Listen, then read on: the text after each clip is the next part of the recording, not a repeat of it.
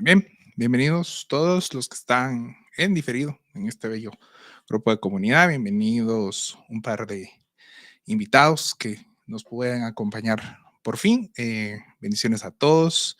Es un gusto estar acá una vez más, ¿verdad? Para estudiar la palabra de Dios. Si tienen ahí Efesios, por favor, vamos al capítulo 2, verso 20 al 22, con el cual vamos a concluir esta hermosa noche, fría noche, nuestro estudio del capítulo número 2.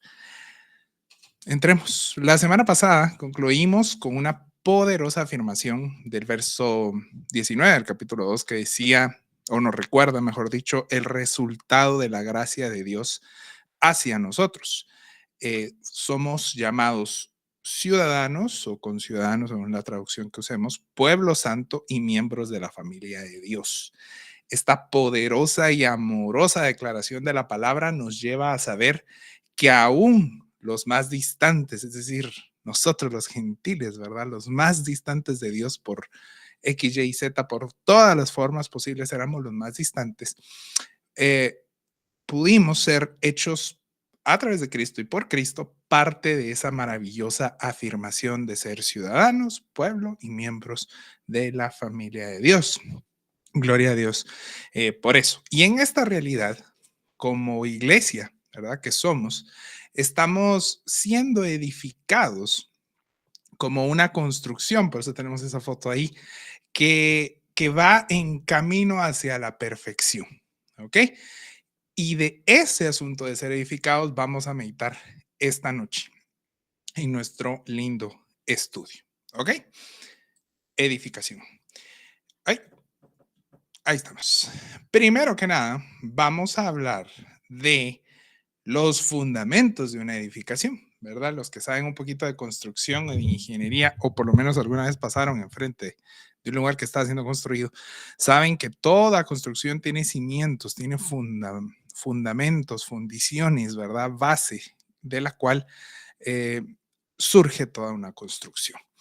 Y el verso número 20 nos va a hablar de esto. Dice en la NBI, en la NTV, como siempre, edificados sobre el fundamento de los apóstoles y los profetas, siendo Cristo Jesús mismo la piedra angular.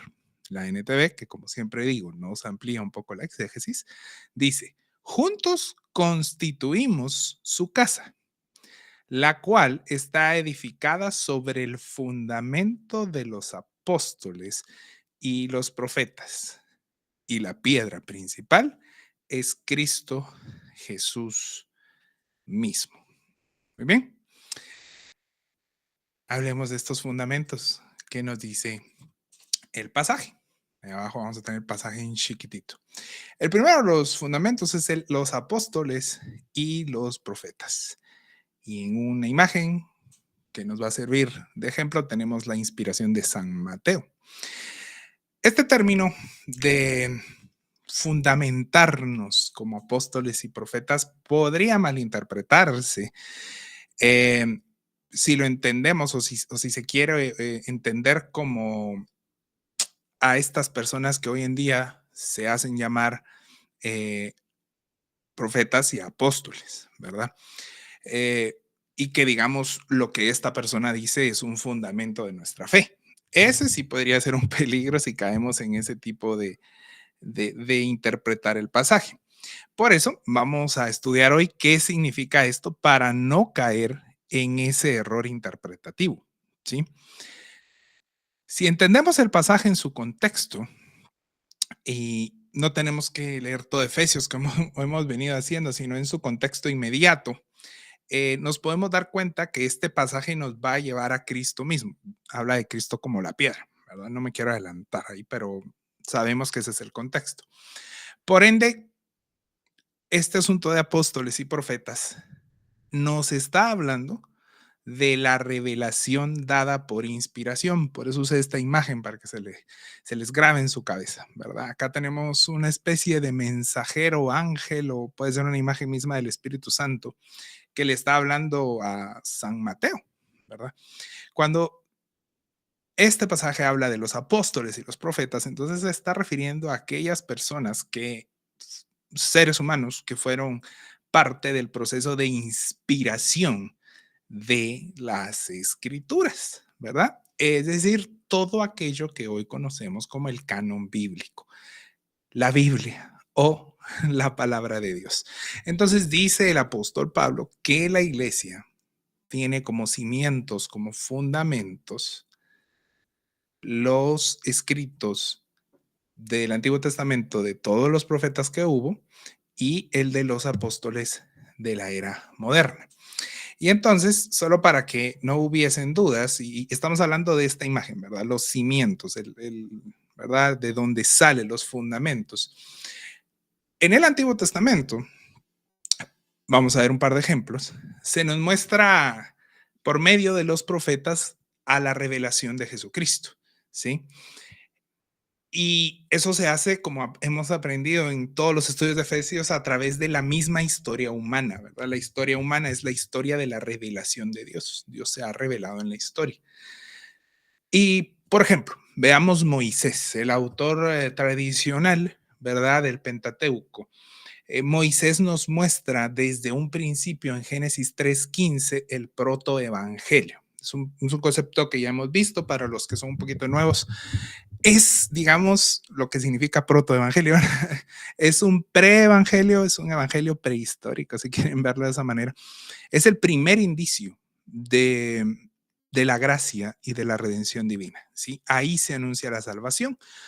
Si ustedes están buscando Génesis 3:15, pues estamos hablando de cuando dice que ella te herirá en el carcañal y tú en la cabeza. ¿A qué se está refiriendo ese pasaje? Bueno, a la crucifixión de Cristo, pero la resurrección de Cristo que elimina la cabeza, quita autoridad, etcétera, etcétera, al enemigo. Pero Moisés mismo, el mayor de los profetas del Antiguo Testamento, está anunciando desde ya la revelación de Jesucristo. Ese es un fundamento de la iglesia. También a través de Moisés podemos ver la bendición a las naciones y a las familias a través de Abraham, que significa, y lo aprendimos hace dos clases, que la fe es el medio salvífico, ¿verdad? Que va a venir a todas las naciones a través de los judíos. Recuerdan al Señor Jesús que dice, bueno, la salvación viene de los judíos, ¿verdad? A eso se refiere. Y luego tenemos un montón de promesas mesiánicas en los Salmos, en Isaías y en varios de los profetas menores. Aquellos que degustan de la Navidad como mi persona y que están en congregaciones que realmente pues son intencionales con el asunto de la Navidad, van a leer un montón de pasajes, ¿verdad? Porque un hijo es nacido, príncipe de paz, todos esos pasajes que están en el Antiguo Testamento están anunciando el advenimiento, el sacrificio de Cristo. Esos son los profetas que echaron el cimiento, echaron la sisa, ¿verdad? Para los que saben un poco de construcción, yo no mucho, la verdad. Fueron a fundir, ¿verdad? El sótano 5 de la iglesia, ¿verdad? Esos son los fundamentos a los que el apóstol Pablo se está refiriendo en cuanto a los profetas. Recuérdense que esto es una forma muy coloquial de referirse al Antiguo Testamento. El Señor Jesús así lo hizo, ¿verdad? No se recuerdan, ¿verdad? Que él dice así los profetas acerca de lo que para nosotros hoy ya, mucho tiempo después, el Antiguo Testamento. Ahora bien, en el Nuevo Testamento no había profetas como el profeta del Antiguo Testamento, que no debemos confundir con el vidente. Eso es otra cosa. El vidente es aquel que a veces nos da palabras y que dice Dios esto y pues es gente seria usada a través del Espíritu Santo con un don que, que no es permanente, sino es va y viene, ¿verdad? Según la disposición del Espíritu Santo, ¿verdad? Paréntesis para aclararlo. Estamos hablando de los profetas que predicaban y daban la palabra de Dios, a veces como videntes, pero que escribían eh, sus ordenanzas, ¿verdad? Estamos hablando de David, estamos hablando de Samuel, estamos hablando de Moisés, y todos los 12, ¿verdad? Isaías, Jeremías, etcétera. Esos son los profetas. Los profetas del Nuevo Testamento, los escogidos para tener la inspiración en el Nuevo Testamento son los apóstoles, ¿verdad? Y creo que en la segunda clase, cuando hablamos de Judas, hablamos de qué significa profecía en el Nuevo Testamento. La profecía, en el gran número de veces, está hablando de la predicación de la palabra. Entonces, los apóstoles predicaban. en una iglesia que hay como 2 personas de esa iglesia hoy acá, una de las predicaciones, el pastor muy acertado hablaba de atar y desatar, porque esa era la función de los apóstoles. Sí, la función de los apóstoles era decir a la iglesia que sí, que no, porque ellos tenían autoridad apostólica, la cual terminó con ellos. Ya, fin del anuncio. Ahora, el cumplimiento de las promesas mesiánicas se nos explica, se nos hace ver en el Nuevo Testamento, ¿sí? A través de los únicos y verdaderos apóstoles, aquellos que fueron discípulos del Señor en el Nuevo Testamento. Ese es un requisito del apostolado. Y que vieron al Señor Jesús en vida. El fundamento de la iglesia podemos tenerlo entonces en los 4 evangelios, como en la teología paulina, que es donde estamos ahorita estudiando, así como en la teología juanina, ¿verdad? Que con los evangelios, Pablo y Juan encierran la gran mayoría del Nuevo Testamento, ¿verdad? Esos son los escritos, esas son las revelaciones inspiradas para la iglesia. Todos ellos nos muestran a Jesús como el Hijo de Dios y como el Mesías prometido para salvación.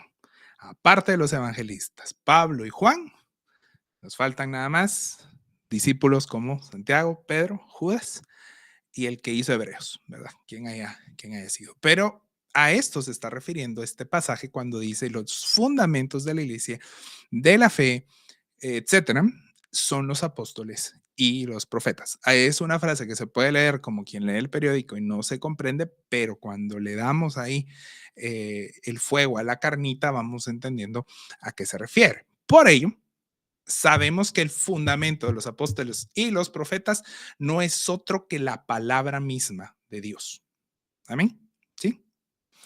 La familia, el pueblo y los santos de Dios debemos fundamentar nuestra vida, nuestra mente, nuestro corazón a través del estudio, la lectura, entendimiento de la palabra de Dios.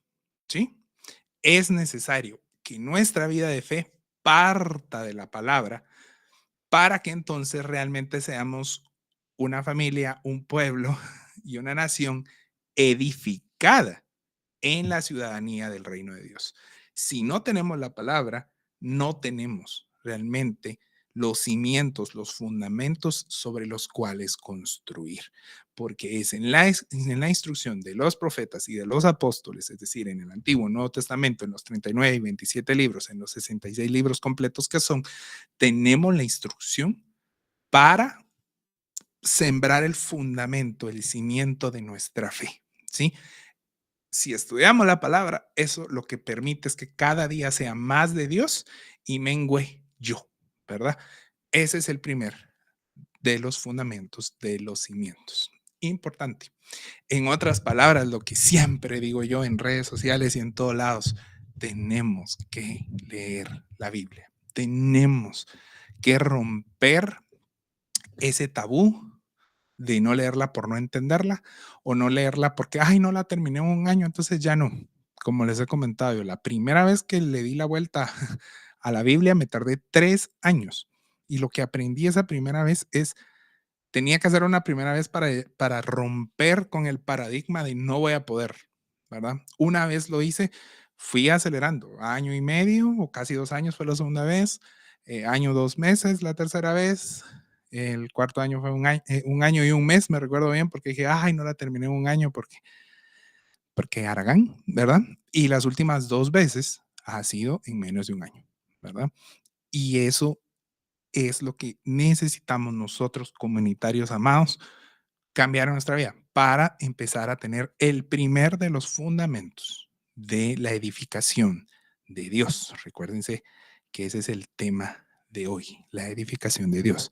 Ahora bien, el segundo fundamento, ni muy menos, ni muy poco importante, es, según lo que dice este pasaje, Jesús mismo, ¿verdad? Un poquito importante en nuestra fe, el Señor Jesús como piedra principal, como piedra angular. Ahora, si no solo acá asumo que la gran mayoría no sabemos nada de construcción, mucho menos sabemos de construcción romana. Pero yo sí, porque me gusta la historia. Y cuando hablamos de la piedra angular, de la piedra principal, tenemos que entrar en el contexto que se hizo, que inclusive era el contexto del mundo antiguo, ¿verdad? No, no era exclusivo de Roma. Pero bueno, entremos a este fundamento, vamos a explicar qué significa la piedra principal. Es mi esperanza que hoy, ¿verdad? A la altura del estudio que llevamos en comunidad, hayamos encontrado la verdad de la Trinidad actuando con todo su poder para amarnos en gracia, ¿verdad? Lo que hemos estado aprendiendo. Yo espero que la Trinidad la veamos ahora como algo que está actuando de verdad con todo su poder a favor nuestro, para ese amor en gracia, para ofrecernos salvación. Y el apóstol Pablo nos está instruyendo ahora a comprender el papel de Cristo como aquel en la metáfora de las huellas de la arena. ¿Se recuerdan esa metáfora, verdad? Que lo usaban en los campamentos, me recuerdo mucho para hacernos llorar, ¿verdad? De que habían 4 pasitos y después solo habían 2 y Señor, me abandonaste. No, era yo cargándote, ¿verdad? Tomando esa metáfora un poco romántica y exagerada, eh, podemos saber que nosotros somos redimidos con Cristo y por Cristo, ¿verdad? Estamos resumiendo todo lo que hemos ido aprendiendo. Somos hechos hijos por Cristo y con Cristo. Somos llamados nación por y con Cristo. Es en los méritos totales de Cristo que en conjunto a Él somos llamados pueblo de Dios. Es lo que dice Efesios 2, 5 al 6, ¿verdad? Que ya lo estudiamos hace 2 semanas. Pero no solo es eso, sino que ahora somos llamados su casa, ¿verdad? Quiero que quede claro, ya lo he estado remarcando bastante. Familia, pueblo santo de Dios, ¿verdad? Todo eso somos, pero ahora la metáfora que el apóstol usa es casa, ¿verdad? Em, o morada, según la traducción que ustedes tengan, que está en el siguiente versículo. Y si lo entendemos desde el concepto oriental, como les decía, que hay 2 conceptos que vamos a ver, somos llamados realmente el templo de Dios, ¿sí? Y si solo lo oímos así como oír llover, no nos dice mucho, pero si lo estudiamos nos va a decir un montón. Este templo que nos está mencionando acá tiene, como cualquier edificación, una piedra principal, una piedra angular, o según como si lo queremos ver en forma occidental, esta piedra inaugural, ¿verdad? Todos han ido a un acto, ¿verdad? Donde ponemos la primera piedra, ¿verdad? Todos estamos contextualizados con eso. Pero realmente en nuestro caso, somos una edificación en conjunto con todos los creyentes. Acá estamos, parte de la edificación. Y nuestra piedra principal, como dice el apóstol, es Jesucristo, ¿sí? Y no puede haber nadie más en su lugar, ¿verdad? Eso creo que podría oírse un poco de más, pero lo tenemos que tener claro, porque 1 Corintios 3:11, hoy sí voy a citar otro verso, dice, nadie puede poner un fundamento distinto del que ya tenemos, que es Jesucristo. Nosotros necesitamos que Jesucristo sea el fundamento. Y acá quiero hacer una pausa para explicar lo otro. Esta imagen de fundamento no es nueva, ya se está usando a través de todo el Nuevo Testamento y hay varios versículos que describen al Señor como la piedra. Jesús fue revelado y venía siendo revelado progresivamente como la piedra de nuestra fe. Pero esta piedra no es cualquier piedra, ¿verdad? Sino que es una piedra que le da forma a la construcción. En la época antigua uno ponía una primer piedra que de ella partía la forma de toda la iglesia. A eso se refiere también la piedra angular.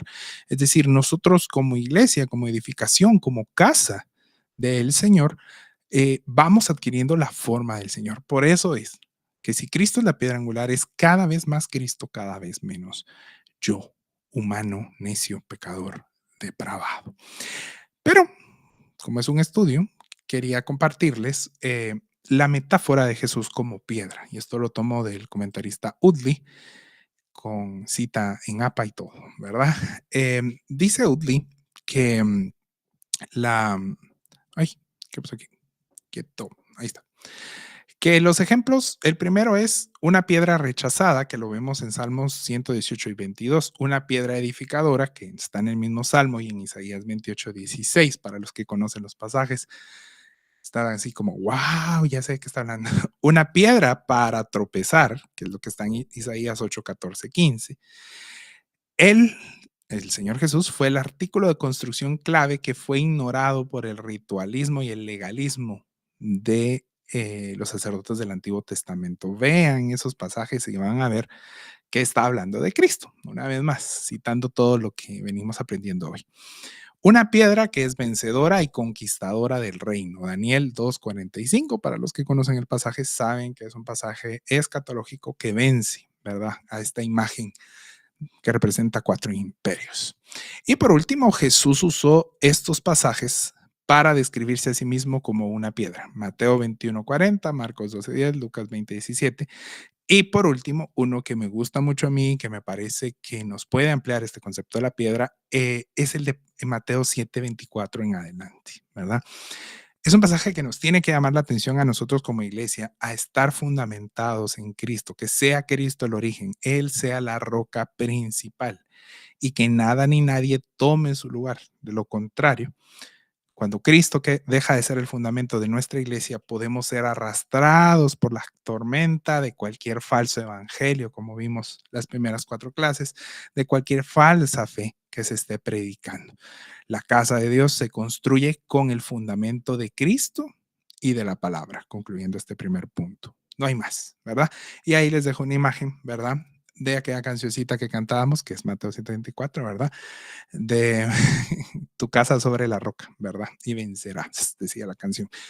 La casa sobre la roca es aquella que se fundamenta en las ordenanzas de Cristo, porque estamos hablando de Cristo como uno de los fundamentos. Sus enseñanzas es el fundamento. La persona que tenga una religión, que no hay que usar ese concepto de religión como algo negativo porque no lo es, hay que ir al diccionario para ver qué significa religión. Las personas que tengan una religión pero que no realmente están comprometidos a la obediencia de esos mandamientos, son como una casa sobre la arena, ¿verdad? Cualquier persecución, cualquier cosa se los va a llevar. Pero aquel que se fundamenta en la obediencia a Cristo, en obedecer sus palabras, en los profetas y en los apóstoles, es esa casa edificada sobre la piedra angular que es Cristo. Muy bien. Punto número 2. Perdón que perdí el mouse. No puedo. Ahí estamos. Estamos como esa casa en construcción. No estamos perfectos todavía. Como muchas de las cosas que hemos ido aprendiendo, todo es un sí, pero todavía no. Dice el verso 21, en Él, es decir, en Cristo, todo el edificio bien armado se va levantando para llegar a ser un templo santo en el Señor.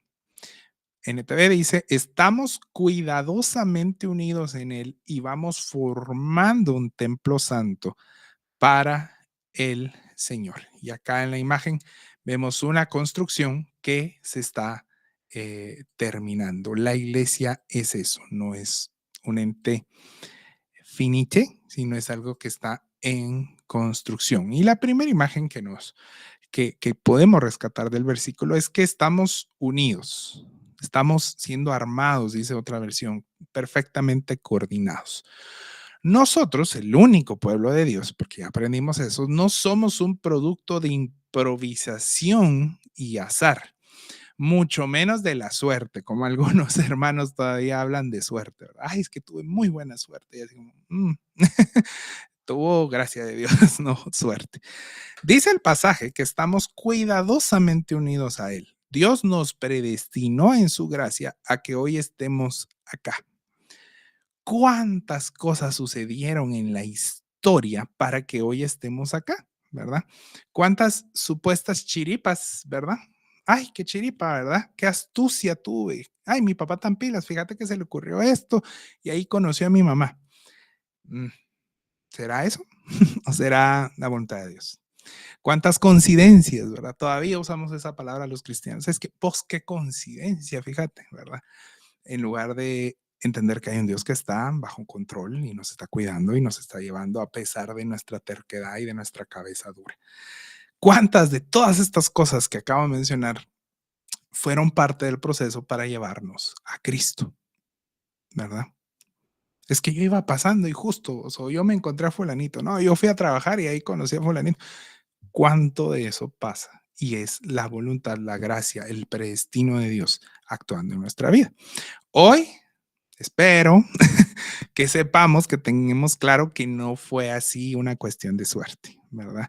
Sino que Dios Padre actuó en la historia para alcanzarnos, pues así de maravilloso es su amor y gracia para sus hijos, para que con un diseño perfecto estemos acá, ¿sí?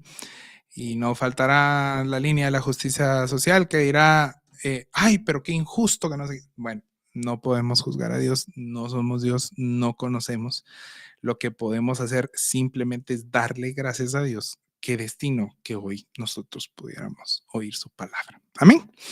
Así también, si tenemos a Cristo como el fundamento, la misma piedra nos orientará en qué forma vamos adquiriendo. Lo que les decía y me adelanté un poquito, pero acá está.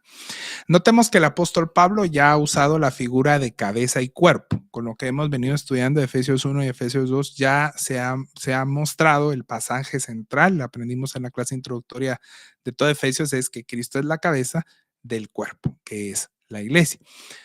Y esto lo usó para explicarnos qué significa la fe, que si bien es una fe individual, la salvación es individual y exclusiva, tiene, aunque sea individual exclusiva, un carácter comunitario, ¿sí? No existen los llaneros solitarios en la fe, ¿sí? No existen. La vida en fe es comunitaria. Por ende, ahora nos lleva a una imagen de una edificación y esta construcción que desde un principio tiene que adoptar la forma de Cristo, no debe tomar otra forma. eh, Se puede entender lo de la piedra angular contextualizándolo a este asunto de los planos, ¿verdad? Que es lo que tenemos, lo que tenemos acá, tenemos en la imagen un plano, ¿verdad? ¿Cuántos han visto alguna vez un plano, verdad? De una construcción. Aunque no lo entendamos, sabemos que ahí lo que dice es cómo debe de ser construida una edificación. Entonces, la iglesia, que es la edificación, su plano es Cristo, ¿sí? Es Cristo. Él dice y él eh, da mandamientos para cómo debe de ser la iglesia. No debe de tomar otra forma, sino debemos de tener la forma de Cristo. Es decir, la iglesia se va edificando a la luz del plano de Cristo. No se puede alterar un plano, es ilegal. De la misma manera, no se puede alterar a Cristo. Ya es lo que Él ha dicho, lo que Él se ha revelado. No podemos agregarle un plano, no podemos agregarle a la verdad revelada.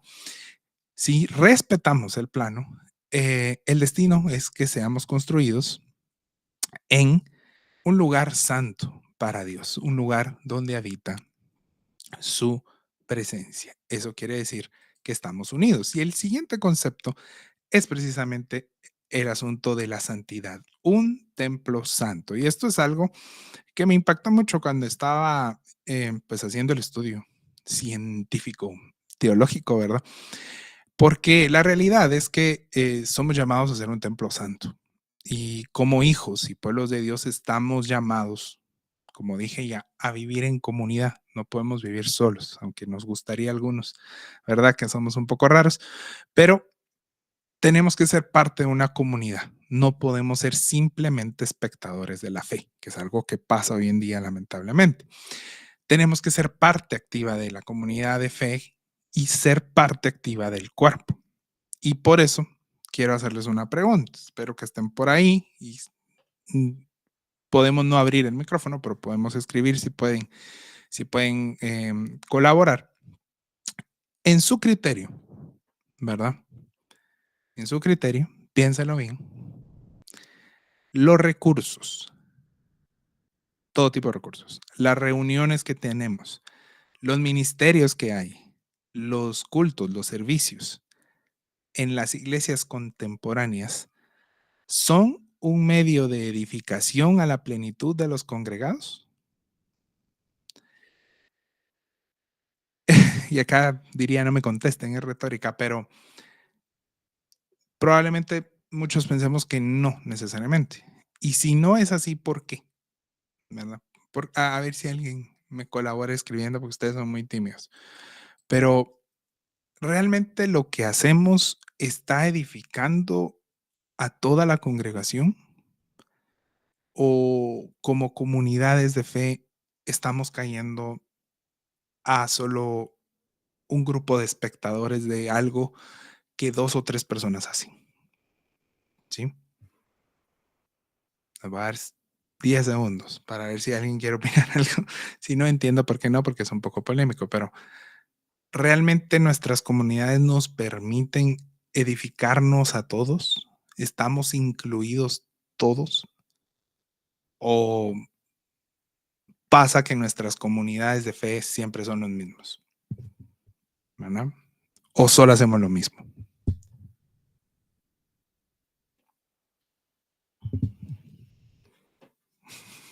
No sé animar.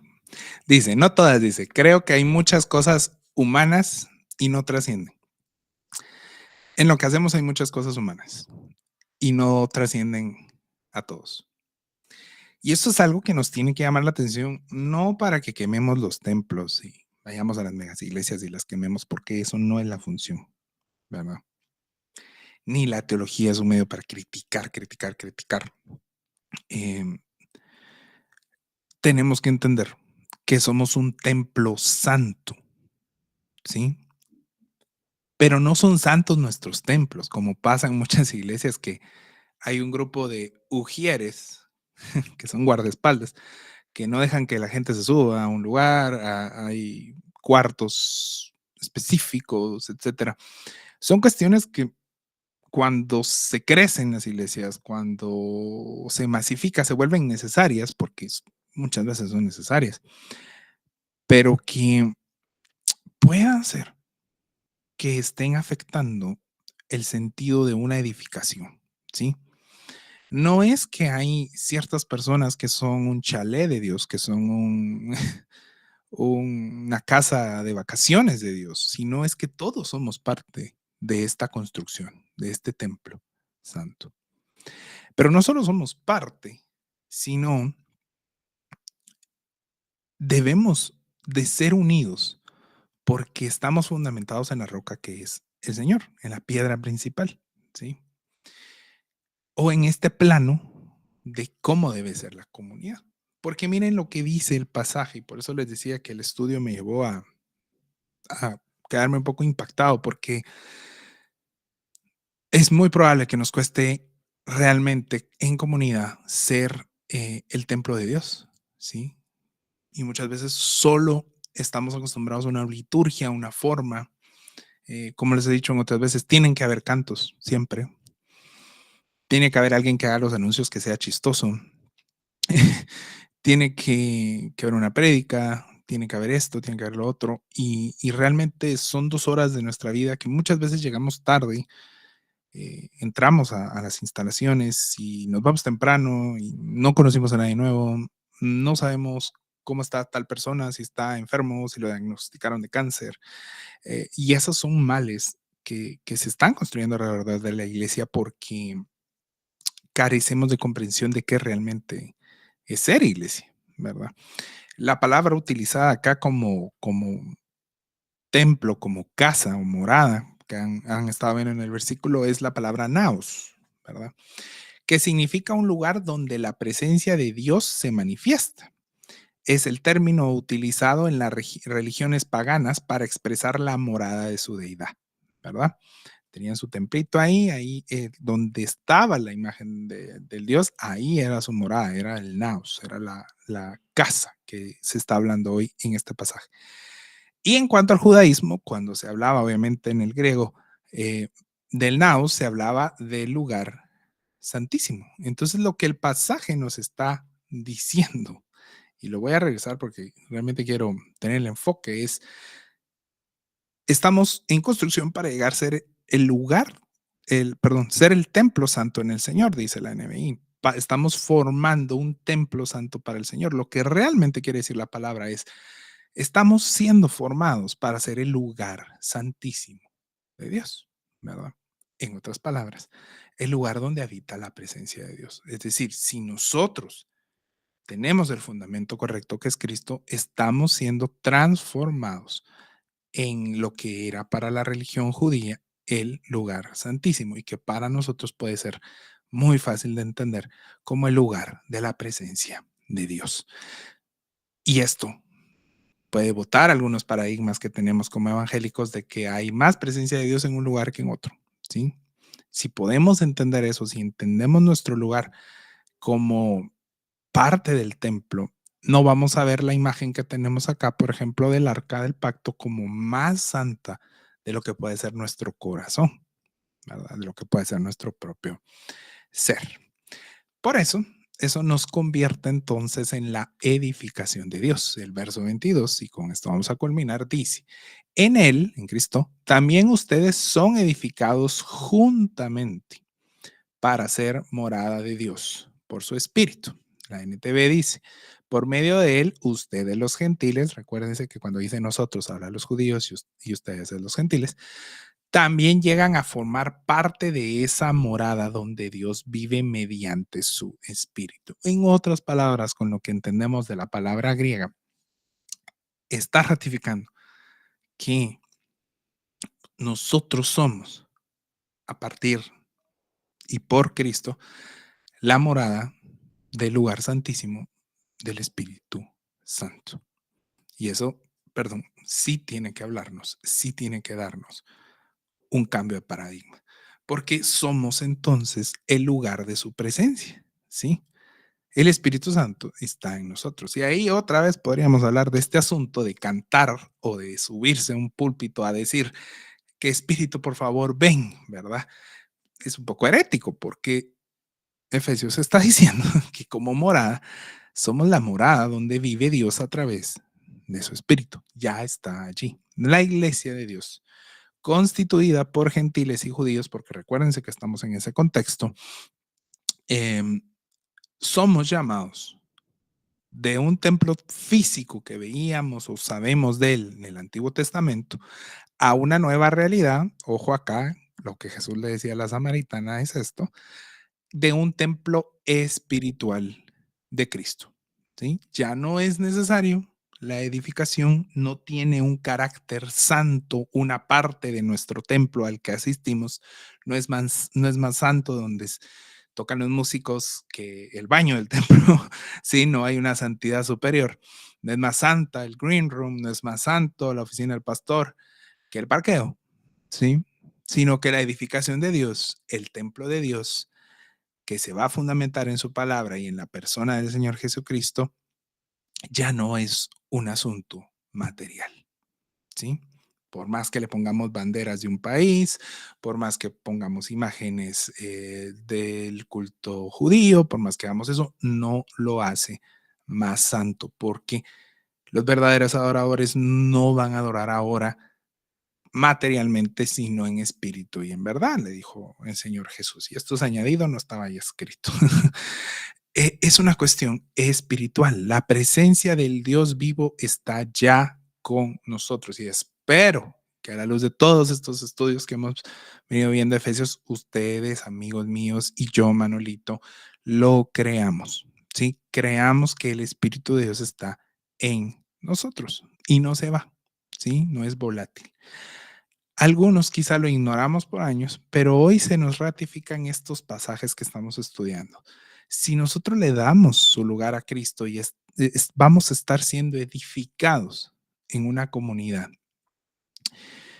en la morada de Dios, pero también a nivel individual, somos la morada, somos la casa del Espíritu Santo, que para nosotros es Dios en nosotros. Así que eso debe de animar nuestra alma, debe de confortar nuestra alma, debe de cambiar un poco el paradigma cuando creemos que Dios está lejos de nosotros, porque Dios está ahí. Aunque estemos pasando un desierto, que pasan, pero Dios está allí en nosotros.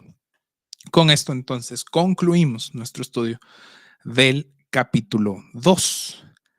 Terminamos ya los primeros 2 capítulos. Nos llevó 8 sesiones. No, 7, ¿verdad? Porque hablamos de la reforma, ¿verdad? Podemos llegar a entender que Dios no solo nos salva, ¿verdad? Que ya es mucho, ¿verdad? Pero Dios no solo viene a salvarnos, ¿verdad? Y a que seamos escapistas, como hemos platicado, ¿verdad? No es de que soy salvo y ya, no me voy al infierno, qué chilero. No, no, no, no, no solo es eso, sino que Él desea que su iglesia, que somos nosotros, sea un cuerpo donde Cristo sea la cabeza, pero también Él la cabeza, porque Él es el Señor, ya lo tenemos claro, pero también que seamos una edificación individual y comunitaria donde habite el Espíritu Santo. ¿Sí? Un lugar santísimo en nuestro corazón y en el corazón de todo aquel que crea. ¿Sí? Porque estamos en edificación, no estamos ya terminaditos, ya somos perfectos porque hicimos una oración que no es ni bíblica. ¿Sí? Estamos en construcción, pero para ser construidos necesitamos seguir trayendo material, si ya tenemos los fundamentos, y seguir dejando que la Biblia nos vaya bajando el orgullo y nos lleve a un acto de humildad donde Cristo nos gobierne y donde Cristo sea el fundamento de nuestra vida, donde nos den ganas de hacer otras cosas, pero como Cristo está en el fundamento y la palabra de Dios está en el fundamento, no nos permitamos hacerlas, pensarlas, etcétera, etcétera. ¿Ok? Y quiero dejarles un pasaje, hoy sí traje pasajes externos de Efesios, del mismo autor de Efesios, dice Pablo, y espero que ahora se entienda mejor este pasaje que a veces lo usan mal.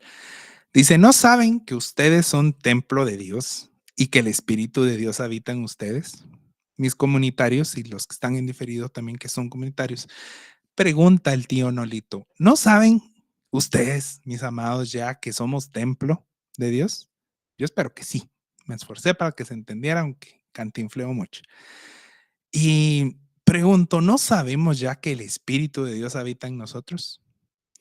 Si alguno destruye el templo de Dios, él mismo será destruido por Dios, dice Pablo. Porque el templo de Dios es sagrado y ustedes son ese templo.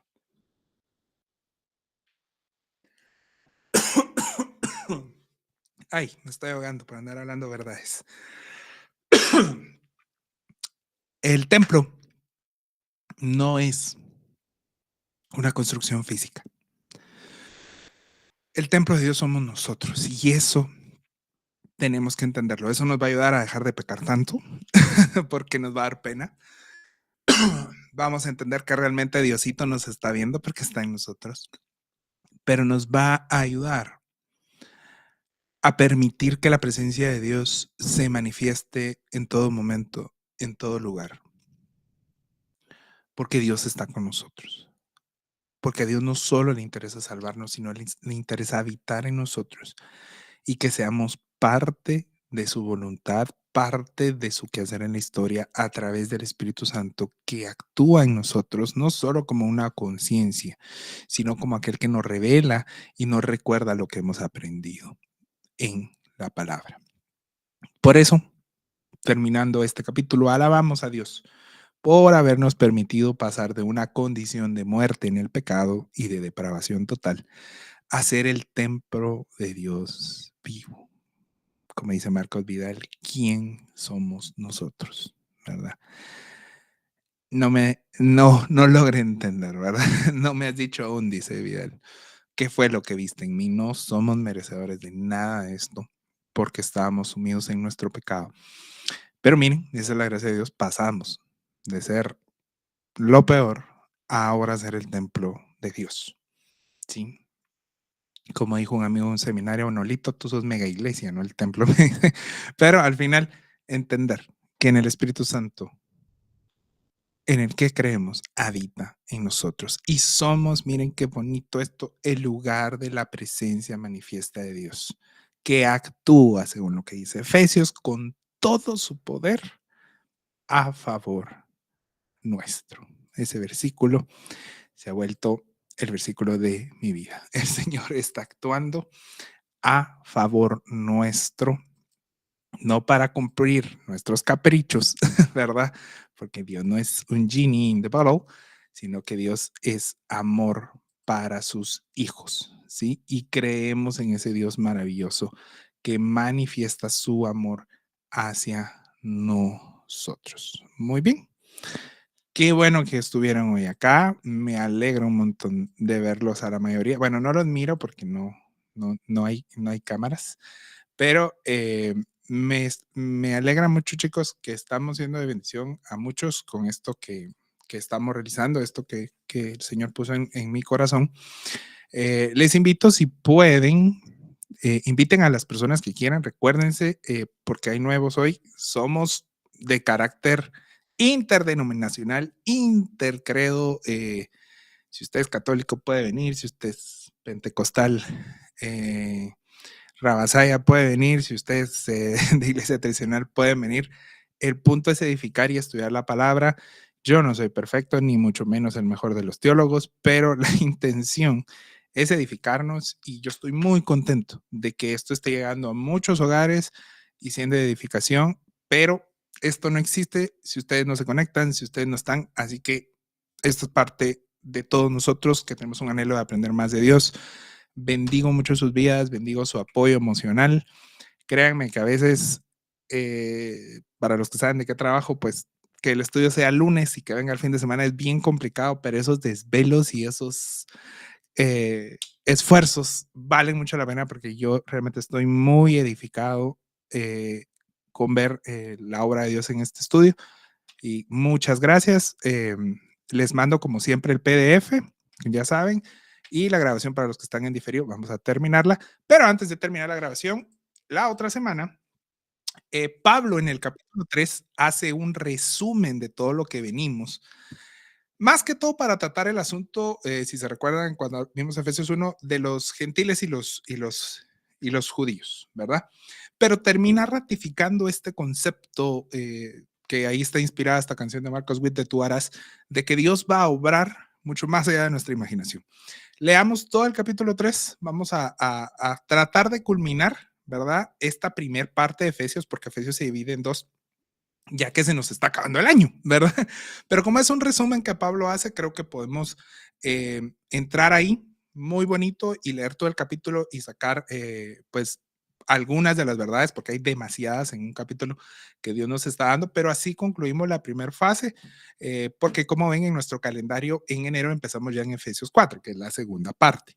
¿Y por qué? Porque vamos a tener dos estudios después de Efesios 3, el primero de el Adviento, que es justo lo que les venía hablando, es decir, la anunciación de la venida del Señor Jesucristo como hombre, y lo segundo, pues, la Navidad como tal, ¿verdad? No razones por qué celebrar y por qué no celebrar, y que si el árbol es diabólico, ya saben que acá estamos en un grupo más maduro, no se trata de eso, sino entender el impacto teológico que tiene la Navidad en nuestras vidas y que puede hacer para que con Santa Claus y todo lo secundario que celebramos Navidad, y el ponche y los tamales y todas esas cosas y las peleas entre familias, podamos también agregarle un sentido teológico al estudio de la Navidad, en amor, que podamos ver los nacimientos en nuestra casa y decir, esto significa que Él vino, ¿verdad?